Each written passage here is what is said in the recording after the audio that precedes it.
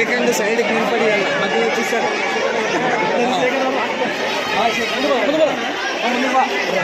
ముందుకు పోనా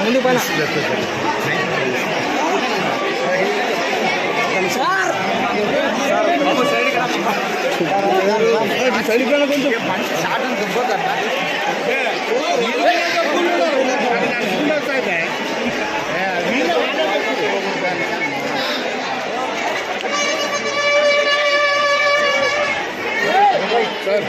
ఈరోజు లక్ష్మమ్మ అవ్వ రథోత్సవం అత్యంత వైభవంగా ఆదంలో జరుగుతూ ఉంది.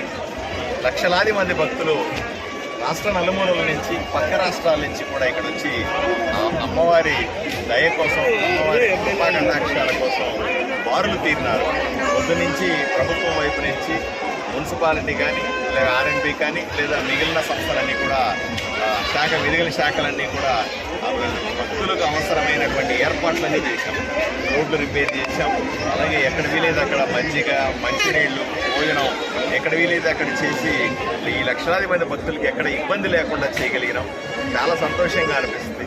93వ రథోత్సవం అత్యంత వైభవంగా జరగడం, అమ్మవారి ఆశీస్సుల వల్ల ఆదోని మరింత అభివృద్ధి చెందాలని మరింత మనస్ఫూర్తి కోరుకుంటాం.